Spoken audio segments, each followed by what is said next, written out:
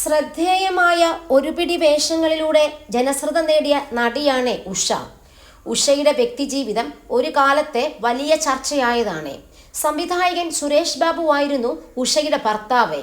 ഇദ്ദേഹം സംവിധാനം ചെയ്ത കോട്ടയം കുഞ്ഞച്ചൻ എന്ന സിനിമയിൽ ഉഷ അഭിനയിച്ചിട്ടുമുണ്ട്.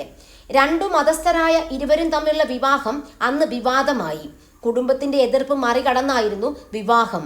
പിന്നീട് അവർ വേർപിരിഞ്ഞു. ഇപ്പോഴിതാ ഇതേക്കുറിച്ച് സംസാരിക്കുകയാണ് ഉഷ. പ്രണയമൊന്നുമല്ല, അങ്ങനെ സംഭവിച്ചു. വളരെ പാവമായിരുന്നു. കോട്ടയം കുഞ്ഞച്ചന് മുമ്പേ അദ്ദേഹത്തെ അറിയാം. കഷണ്ടിക്ക് മറുമരുന്ന് എന്ന ഇറങ്ങാത്ത സിനിമയിലെ പാട്ട് ഷൂട്ട് ചെയ്യാൻ വന്നത് സുരേഷേട്ടനായിരുന്നു. അവിടെ വെച്ചാണ് ആദ്യം കണ്ടത്.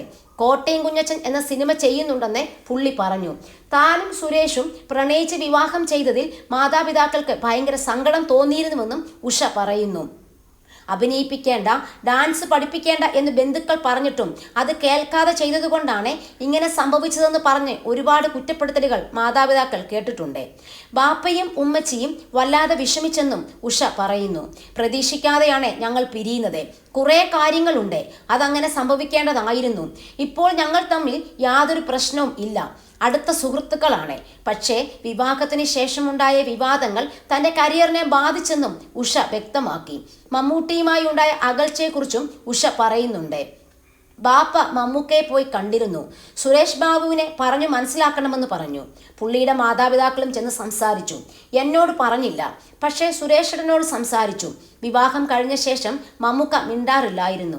ഞാൻ അങ്ങോട്ട് പോയി ഗുഡ് മോർണിംഗ് പറഞ്ഞാൽ ഗുഡ് മോർണിംഗ് പറയും, പക്ഷേ അടുപ്പമില്ല. കുറേ പ്രാവശ്യം മൈൻഡ് ചെയ്യാതായപ്പോൾ ഞാനും മൈൻഡ് ചെയ്യാതായി. എൻ്റെ രണ്ടാം വിവാഹം നടന്നതിന് ശേഷം ഒരിക്കൽ ഞാൻ നടന്നു പോകവേ എൻ്റെ കയ്യിൽ പിടിച്ചു. കല്യാണമൊക്കെ കഴിഞ്ഞല്ലോ അല്ലേ, ഞാൻ അറിയുന്നുണ്ടെന്നല്ല, നന്നായിരിക്കട്ടെ എന്നും പറഞ്ഞു. നാസർ എന്നാണ് ഉഷയുടെ രണ്ടാം ഭർത്താവിൻ്റെ പേര്. ഇതേക്കുറിച്ചും ഉഷ സംസാരിച്ചു. സുരേഷ് ബാബുവിൻ്റെ ഇഷ്യൂ കഴിഞ്ഞിട്ട് 18 വർഷം കഴിഞ്ഞാണ് പിന്നീട് കല്യാണം കഴിച്ചത്. ബാപ്പ 7 വർഷം മുമ്പേ കല്യാണം തീരുമാനിച്ചു വെച്ചതാണ്.